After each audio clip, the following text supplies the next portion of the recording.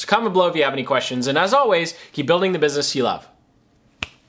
Whew, I love it when it goes fast. That's always great. One take, 6 minutes, we're done.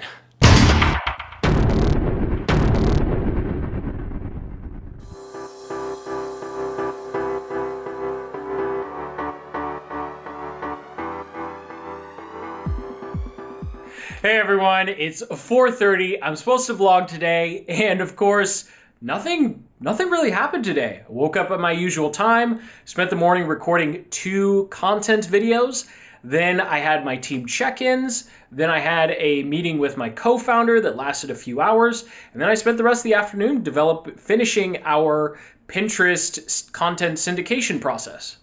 That's it. That's the entire day. That's how the last 10 or 9.5 hours went. So here's a flashback to a rant while I was replying to some comments earlier. So I'm replying to comments right now, and something I just wanted to drop in is everything that I do in my tutorials is very, very specific. And there's a reason why I say to do things and not to do things, especially when it comes to setting up your YouTube ads, because this is probably the 20th or 30th question across all of the YouTube ad stuff that I have put together, asking why am I not getting any views?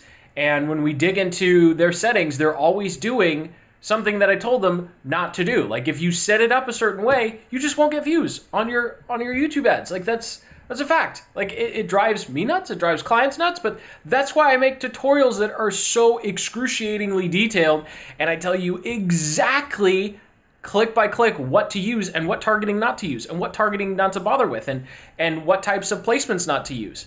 And at a certain point, you just go, well, I can't help you. I really can't. I can't help you if you insist on trying things your way and then complaining. Like, by all means, when it comes to advertising, any YouTube or any type of advertising tutorial you watch, you should test, right? It should just be treated as, oh, this is one way it could be done.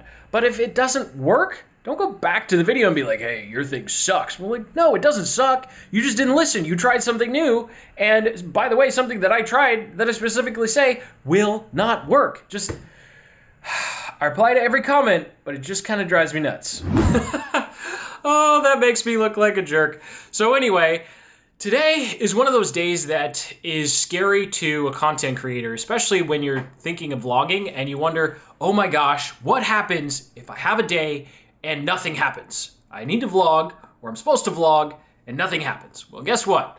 That happened to me today. So, pulling something out of almost thin air, I'll just share with you our new Pinterest process, because nothing cool happened. I mean, the most out of the ordinary thing was having a random sales call for 20 minutes and then cutting my finger on the battery charger for this stupid thing. So why don't we just jump into my screen and I'll show you how I'm planning to take our Pinterest game to a whole nother level. Now, the diagram you're looking at is the overall process for creating content for Pinterest. But for this particular example, I'm going to zero in on the playlist portion of this. Now, you might remember this document, which was something that I shared a few vlogs back, where I was just going through my process for coming up with a process. And so this right here, coming up with the objectives and then an outline of what I think I would need, is everything we used to come up with our actual process for creating Pinterest boards based upon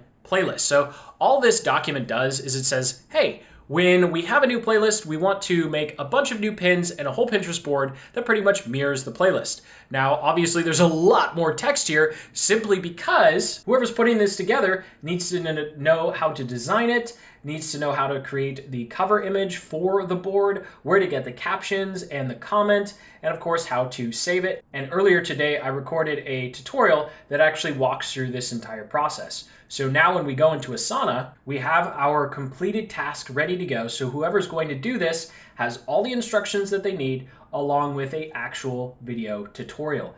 And the reason why I show all of this boring documentation stuff is because it's how you go from solopreneur to entrepreneur. I sound like a broken record, I know, but this really, really is what's needed and required for you to be able to grow and scale without having to pay that premium price for someone who already knows how to do it, right? Because we could go to Upwork, we could hire someone for $20 to $25 an hour and give them 20 hours a week, and then all of a sudden we would have our entire Pinterest system done.